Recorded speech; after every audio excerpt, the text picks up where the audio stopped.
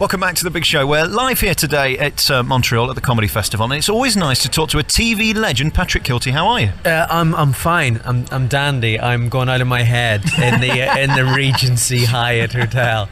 It's like I actually feel like a curtain salesman. You know, it's at points like this where you actually think to yourself, I'm here just for a few nights. What if my job brought me to hotels like this for eternity? You kind of just realize how lucky you are to be doing what you're doing, which is on stage talking rubbish and someone giving you a check at the end. You kind of go, yes. What were you thinking when they said, do you want to stay at the Hyatt? And you said yes. I mean, you're a big star. What I actually thought was that because it was my first festival, I kind of... You see, talent does two things. They either tell the truth or they pretend to be humble.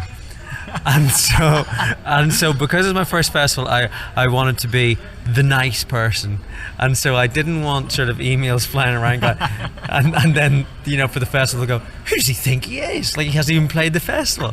So I think what I'll do is, my first gig's tomorrow night, I'll wait until I get my first gig out of the way, and at that point then just suddenly just go strop mode after that.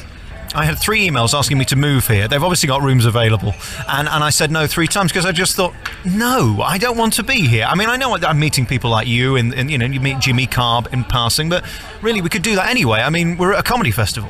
To be honest with you, I really don't think bumping into me or Jimmy Carr is a reason to even go to a venue, let alone stay there. It's like why would you want to? It's just there's no logic or sense to that, I don't think. I've been talking to a lot of people at this comedy festival about you and why you're here, and it seems like you're the cute face of comedy, because let's face it, there aren't that many good-looking people, are there, in comedy? I didn't realise. Is this true? This is what the ladies tell me. Ah, okay. To be honest with you, it's the greatest compliment I've probably had in quite a while. Can you see the way? Can you see the way I'm slightly stuck for words? I'm like, who, me? Me? The ladies like me. You're not clinically obese. You don't have funny-looking hair. I mean, you haven't got boils and pimples. I don't. I think all of that I reserve for the deepest, darkest parts of my soul. I think that's the problem.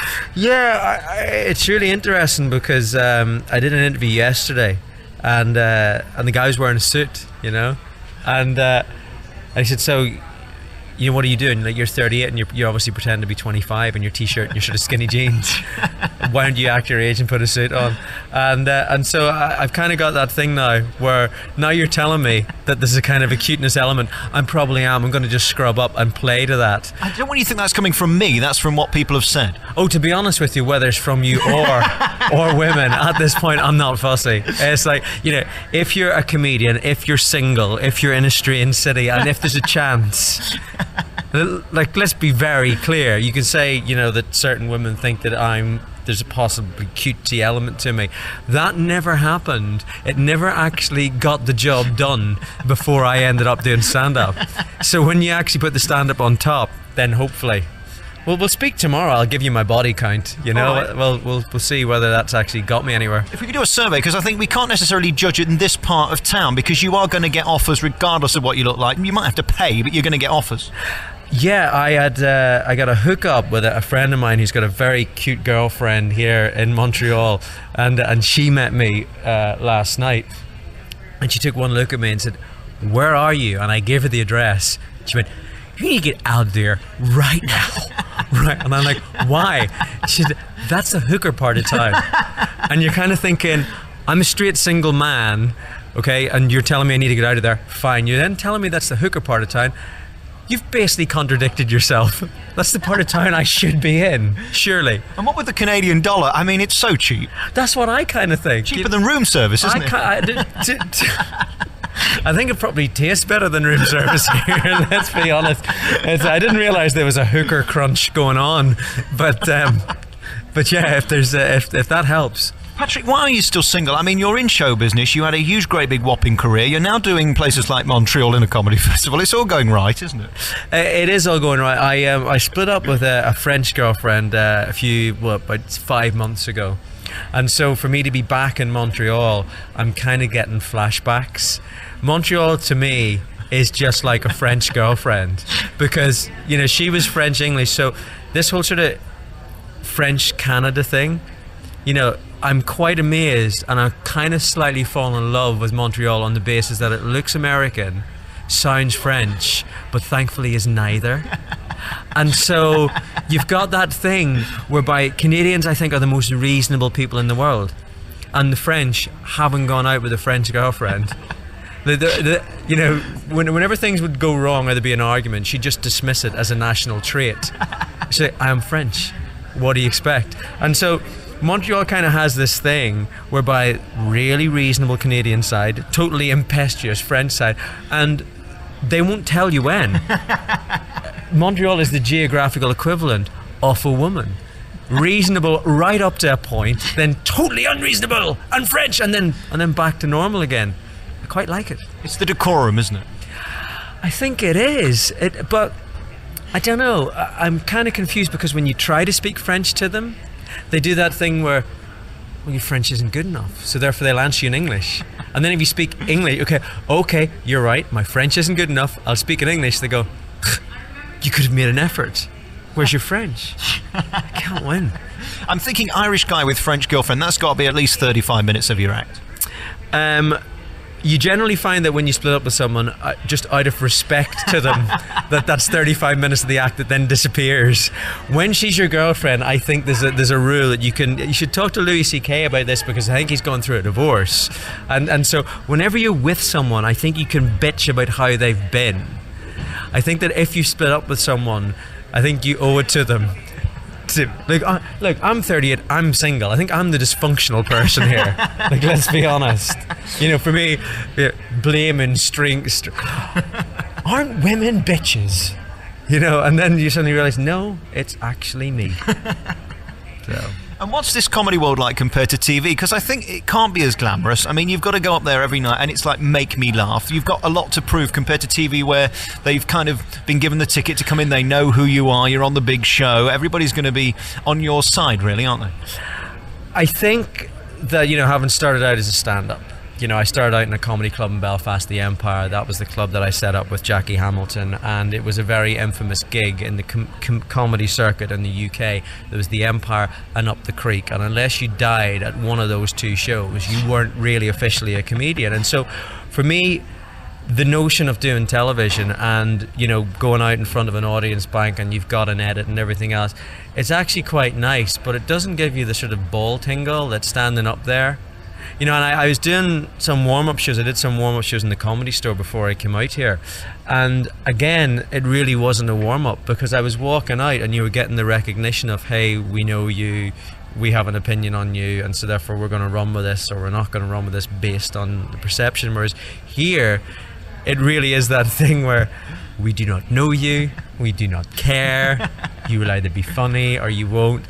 And the stupidity of actually wanting to put yourself through that, I think only someone who's as sort of self-punishing, you know, as a comedian can actually see. When you articulate that, I sit there and go, Jesus, he's right. Why would anybody want to do that? But that's not how my mind thinks. And I kind of think that that's the whole joy of getting up there and doing it. So is this something sadistic then in you, that you actually almost want to fail to then try and succeed again? I think it's something sadistic inside you where you want to actually go through that total painful process. And I think that whenever you do, you know, I think whenever you've been a stand-up and then you almost in the back of your mind think, because you've done telly, you've gone soft. You kind of think it's that thing about, you know, have I still got it? You know, and the only thing that will ever give you that answer is standing in front of a stage without an edit. And so whenever you do your stand-up gigs, that's how you judge yourself, because in an edit, you can make it look, you know, whenever this interview's cut, I'll sound great. Well, and I'm also thinking, can we say ball tingling? And that's the difference between live comedy and radio and TV. It's not you can go a bit further. You can go a million times further. I mean, seeing most of the acts here, they wouldn't probably make 2 minutes on daytime TV out of a 30-minute act. Do you know what I mean? What's really interesting is, though, that, you know, some of the bigger acts, they're on the galas. And so everyone talks about their 7 minutes. that has to be TV friendly. And I went to catch some shows last night, and I'm looking at some acts who I know are doing galas, and I'm going, how in the name of how are you going to get 7 minutes? And so the pressure of trying to put 7 minutes down, which is, there's no edit for that you only have 7 minutes, they take it live, that's it. So you don't do 20. You see, this is a great French-Canadian thing. If this festival was in the UK, they'd say, do your gala, give us your best 20, and we'll cut that down to 7, love. Whereas here in Montreal, they go, we need 7 minutes for our show, therefore you will give us 7 minutes. And you say, that's really difficult. How am I? We don't care. You're doing the gala, get on with it. So there's no room for failure whatsoever? Oh no, there's a lot of room for failure. Come and catch some of the shows. No, you will see there'll be a huge amount of room for failure. And about the nerves of going up there's so many different types of comedy. I don't want to get too into that, but I mean, you see somebody like Jimmy Carr, who's gag and nothing else, and then in the same bill as I saw last night, you've then got Ross Noble, who clearly doesn't have any act whatsoever, yet makes his 12 minutes funny. It's really interesting because I was actually in that show. I actually went to catch that show last night too, and to see Jimmy coming on with his clipboard, and I'm sitting there going, is anybody going to raise their hand here and go, you have a clipboard? Like, at least write it on the back of your hand, Jimmy. Like, Jimmy makes no, Jimmy's got this thing about, what I've done is I've written this clever material, therefore if I'm reading it off a clipboard or not, this joke is clever enough that you appreciate. The fact I'm reading it doesn't matter because it's smart enough. Whereas, to see Ross coming out and just going, "Bleh!" And yet that, I think, is one of the joys of doing the festival, and it's one of the joys of doing small slots and, on bills that you would never normally be on. I think that, as a comedian, you got to run with that. You got to have the fun. You can never tell what's going to go big or what's not going to go big. Like this whole blue collar sort of comedy in the US, which is kind of like the Dukes of Hazzard doing stand-up, I find fascinating. It's kind of like sort of NASCAR white trash. It's kind of, I don't know, it's like smart hillbillies getting up and telling stupid hillbillies what's life like a hillbilly's like. And yet that does remarkably well.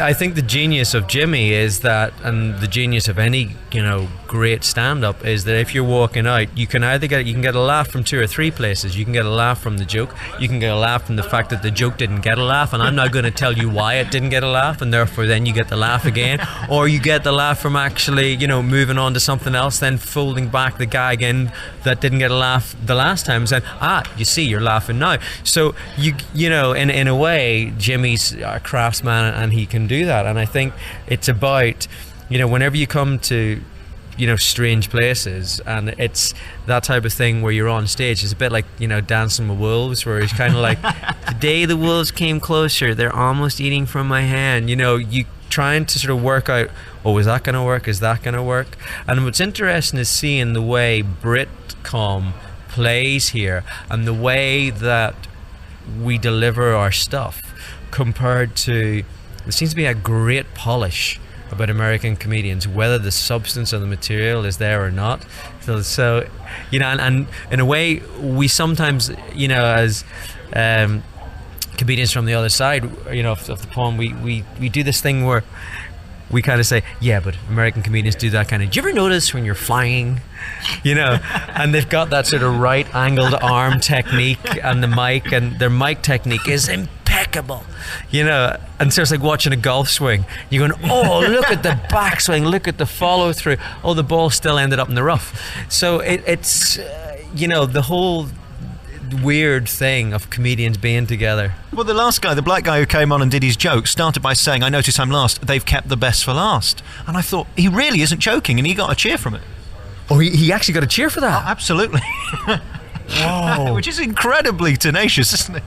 But you see, this is the thing, like over here, you see, over here, they just call that self-belief. Whereas we're very frightened of that. We're getting back now to the conversation about why I'm prepared to stay in a dump of a hotel. I don't want to bother anyone. right? I'd rather be perceived as being a nice person than to have any self-belief. Actually, you're getting up there on stage in front of 300, 400, 500 people with a quarter of an inch of microphone cable, saying, "Here's what I think's funny. What do you think?" The self-belief that you have to have in order to do that is immense. So why do we kind of pretend we've got this modesty of in a way, good on him. I couldn't do that, but I'd still think it. When are we going to see you back on the TV? Because that's what we enjoy, seeing you doing your chat show. I love that, and I learned so much from it, because you were that nice mix between Parkinson and Ross, where we learned stuff, but there was still personality there instead of one end or the other. I think the notion of ending back on television with a chat show is probably going to be credit crunch dependent, surely. I think what we've got is, people keep saying to me, "I saw you on this, I saw you on that," and you're going, "They're repeats, no one's commissioning, everyone's bankrupt." I don't know, the chats are something I really love doing, and it was fun. I think that it's always about, by the time you learn something, it finishes. I think that as a chat show host, the one thing I learned was that if your name's in the title, that kind of should suffice the ego. So if you're there and someone starts to tell a story, it's probably better not to sort of say, "Actually, I have a better story," because people are interested in seeing the guest, Whereas stand-up is a different thing. Stand-up is about getting out there and getting your ego stroked. People are there to see you. The chat show thing is about facilitating other people. Who knows? I'd love to, get back and do some of that stuff soon. All right, well, good luck to you, and I know you've got a glamorous showbiz award-winning room waiting for you here at this wonderful hotel, which we won't name again because we could get sued. Congratulations on being here. I'm looking forward to seeing you tomorrow night. Thank you for talking, because you're a big star, and really you didn't need to. Come on, this is crazy talk. You see, now, after all that we've spoken about, for you now to be self-deferential and kind of go, "No, but honestly, you're so good. You're so good, even to take the trouble out of your schedule." Yeah. As I now go upstairs and try to check out and sort of download some horrible, I don't know. Oh, and by the way, free internet down at my hotel, so non-stop porn. Terrific. Is that what it really? Seriously. Oh, you see, that's... And a jacuzzi on the 12th floor, outdoors. You see, here's the difference between you and I, because it has been said, I compare it to kind of golf. Like I kind of golf off 20, I drink off 10, but I jockey off scratch. So it's like, I didn't understand a word of that, but I thank you for it. No, well, okay, just a small tip. If you've got a jacuzzi on the 12th floor off your hotel, you shouldn't be watching porn in your room. You should be creating porn at that location. Wireless, though, take your laptop with you for the jacuzzi. I see where you're going with that. However, if you're actually having sex in a jacuzzi with someone... No, I didn't say that. Now you're putting words in my mouth, and thank God you're not putting anything else. Look, we better go. Enough about this wireless internet. You said that you want to download porn in a jacuzzi. All I'm saying is that if you're on your own in a jacuzzi with a laptop and a cable, that's a potential... it's a health and safety issue. If you're actually in a jacuzzi with a young lady, that's not. Help me help you. And guess who's staying there at the hotel tonight? Beyonce. She is actually staying at my hotel tonight, I swear to God. You see, Beyonce, I've got a problem with Beyonce. It's like, that whole thing, if you like it, then you should have put a ring on it. For me, I don't know, it confuses me. I think that was the name of that porn I watched last night. Yeah, you see, because I remember when Beyonce was putting out a bit. Whenever she was kind of doing that, "I don't think you're ready for this jelly routine." And now she's kind of, if you like it, she's kind of gone from, a kind of a pole dancer to an Irish Catholic Mother Superior in 3 singles. That doesn't work for me. And if there's any men out there, it's a trap. If you like it, never put a ring on it. Put a nice pair of shoes on it every 3 months. I find gets you much better level of service. Patrick Kielty, you better go. Lovely to talk to you, and I'll speak to you soon. Fantastic. Thank you.